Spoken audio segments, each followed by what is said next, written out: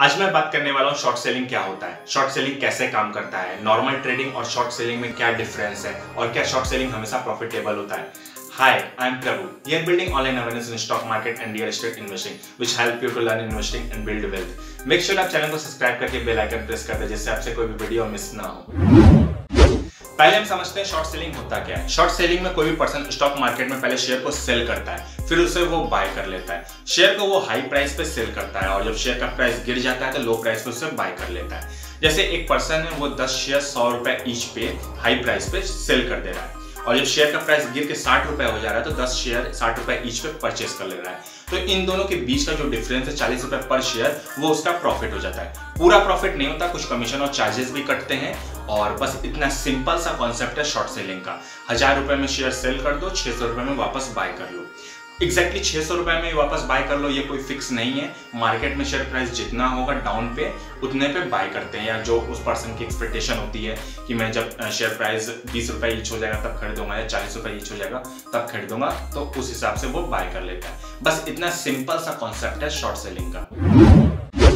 अब सवाल ये आता है कि शॉर्ट सेलिंग काम कैसे करता है, तो चलिए वो भी जान लेते हैं। शॉर्ट सेलिंग तब हम करते हैं जब हमें लगता है कि आने वाले टाइम में शेयर का प्राइस नीचे जाने वाला है, और जब हमें लगता है कि शेयर का प्राइस नीचे जाने वाला है तब हम शेयर्स को बेच देते हैं और जब शेयर का प्राइस नीचे चल जाता है तो हम शेयर्स को वापस बाय कर लेते हैं। अब सवाल ये आता है कि वो शेयर्स को हम कैसे सेल कर सकते हैं जिसे हमने कभी बाय ही नहीं किया है। तो सबसे पहले मोस्टली 99% केस में इंडिविजुअल शॉर्ट सेलिंग नहीं करते हैं। ये मार्केट के कुछ बड़े प्लेयर्स शॉर्ट सेलिंग करते हैं, जैसे hedge fund, mutual fund, investment bankers. ये फंड को जो भी मैनेज कर रहा था, इनके जो मैनेजर्स होते हैं, इनकी मार्केट में बहुत ज्यादा रेपुटेशन होती है, तो ये इजिली ब्रोकर से शेयर उधार लेके उसे शॉर्ट सेल कर देते हैं मार्केट में और उसके बाद बिना किसी सिक्योरिटीज का इन्हें शेयर उधार पे मिल जाता है। उधार लिए हुए शेयर्स को मैनेजर मार्केट में शॉर्ट सेल कर देते हैं और मार्केट के कंडीशन और सेंटीमेंट्स को ये मैनेजर बहुत ही अच्छे से जानते हैं। इन्हें सब कुछ अच्छे से पता होता है, ये उस फील्ड में एक्सपर्ट्स होते हैं, तो ये कैलकुलेटेड रिस्क लेते हैं और उसे शेयर्स को शॉर्ट सेल कर देते हैं और जब शेयर का प्राइस वापस नीचे आ जाता है तो उसे वो बाय करके ब्रोकर को रिटर्न कर देते हैं। नाउ क्वेश्चन आता है कि नॉर्मल ट्रेडिंग और शॉर्ट सेलिंग में क्या डिफरेंस है। नॉर्मल ट्रेडिंग में हम शेयर्स को बाय करते हैं इंट्राडे में, फ्यूचर्स या डेरिवेटिव में, या हम शेयर्स की डिलीवरी लेते हैं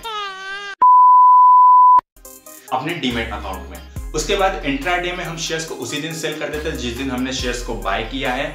फ्यूचर या डेरिवेटिव हमने खरीदा तो उसे हम फ्यूचर के किसी डेट पे सेल करते हैं और अगर हमने शेयर्स की डिलीवरी ली है डीमैट अकाउंट में तो उसे जब चाहें तब हम उसे सेल कर सकते हैं। वही शॉर्ट सेलिंग दो टाइप के होते हैं। पहला इंट्राडे शॉर्ट सेलिंग, इसमें हम ब्रोकर से शेयर उधार पे लेते हैं, हाई प्राइस पे शेयर को सेल करते हैं और लो प्राइस पे शेयर्स को वापस बाय कर लेते हैं और ये सारी चीजें हमें एक ही दिन में करना होता है, सेम डे में करना होता है। मैक्सिमम 3:30 बजे तक हमें शेयर्स को वापस खरीदना पड़ता है और ब्रोकर को रिटर्न करना पड़ता है। उधार लेके शॉर्ट सेलिंग कर पाना इसलिए पॉसिबल हो पाता है क्योंकि जो भी ट्रेड हम मार्केट में करते हैं उसका पता एक्सचेंज को अगले दिन चलता है और तब तक नेट इफेक्ट लेजर का 0 हो चुका होता है।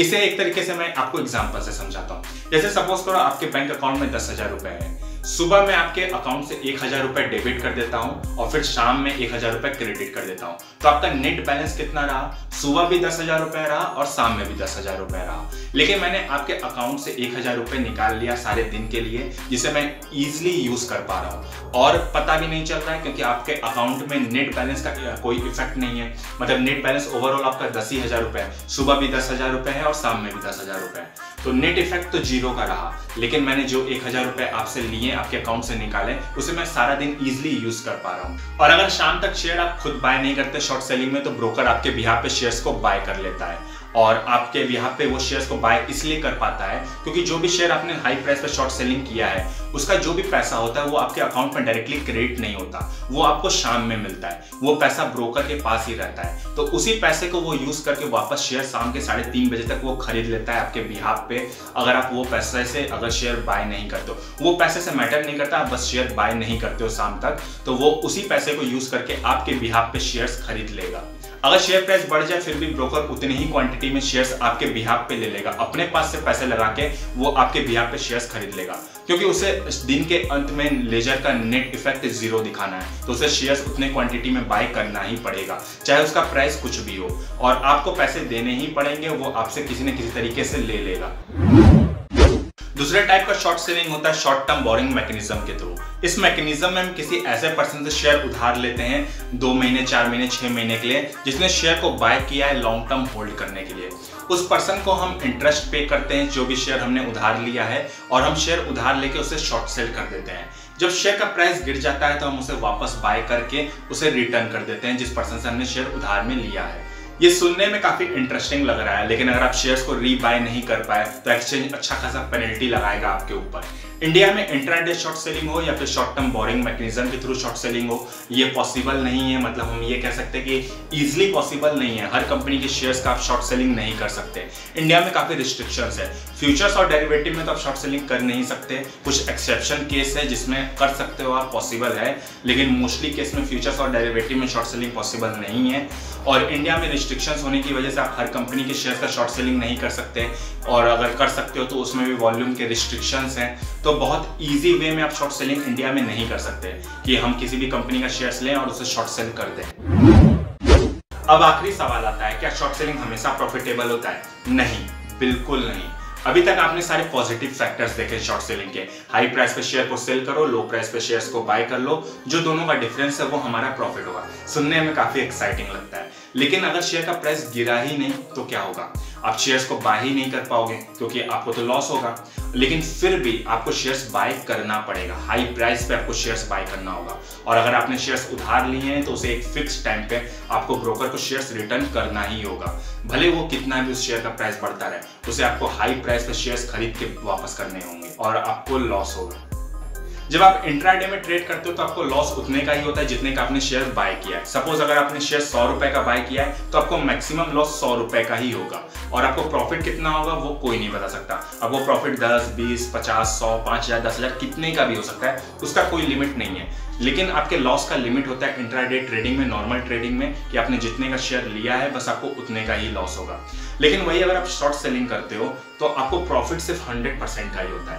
अगर आपने शेयर 100 रुपए का खरीदा है तो शॉर्ट सेलिंग में हमें फायदा कब होता है? जब शेयर का प्राइस नीचे जाता है तब हमें शॉर्ट सेलिंग में फायदा होता है। तो हमें प्रॉफिट 100% का ही होगा। अगर हमने 100 रुपए का शेयर लिया है तो 100 रुपए का ही प्रॉफिट होगा, 200 का लिया है तो 200 का ही प्रॉफिट होगा, क्योंकि जब वो गिरेगा तब प्रॉफिट होगा। लेकिन लॉस कितना होगा उसका कोई लिमिट नहीं है। जितना शेयर का प्राइस बढ़ता जाएगा उतना आपको लॉस होता जाएगा, और शेयर का प्राइस कितना बढ़ेगा उसका कोई लिमिट नहीं होता। लॉन्ग टर्म इक्विटीज में अगर आप शॉर्ट सेलिंग करके प्रॉफिट कमाना चाहते हो तो उसका एक डिफरेंट मेथड होता है जो मोस्टली रिटेल इन्वेस्टर यूज करते हैं, एक छोटे क्वांटिटी में या एक छोटे लेवल पे, क्योंकि रिटेल इन्वेस्टर को शेयर्स उधार पे मिल जाए ब्रोकर से ये पॉसिबल नहीं हो पाता। ऐसे कंडीशन में वो कुछ इस तरीके से शॉर्ट सेलिंग करते हैं। पहले वो कोई एक अच्छा शेयर सही प्राइस पे बाय कर लेते हैं, फिर जब शेयर का प्राइस बढ़ता है तो उसे एक हाई प्राइस पे सेल कर देते हैं, और जब शेयर का प्राइस वापस से नीचे आता है तो फिर से उसे वो बाय कर लेते हैं। लेकिन ये कोई बहुत ही अच्छा टेक्निक नहीं है, क्योंकि अगर शेयर का प्राइस बढ़ गया, आपने उस पॉइंट पे शेयर को सेल कर दिया और उस शेयर का प्राइस जो है वापस नीचे नहीं आया, वो और बढ़ता गया, क्योंकि शेयर अच्छा है, बढ़ भी सकता है, तो उस कंडीशन में आपको लॉस हो जाएगा।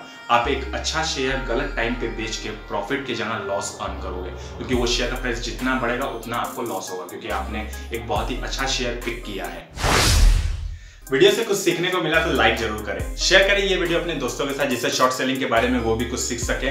नेक्स्ट वीडियो आप मुझसे किस टॉपिक पे चाहते हो नीचे कमेंट करके जरूर बता देना। चैनल को सब्सक्राइब करके बेल आइकन प्रेस कर दें, क्योंकि इन्वेस्टिंग को सिंपल और फन बनाना हमारा मिशन है, और हमारे इस मिशन से जुड़े रहने के लिए, इस वीडियो को पूरा यहाँ तक देखने के लिए आपका बहुत बहुत धन्यवाद।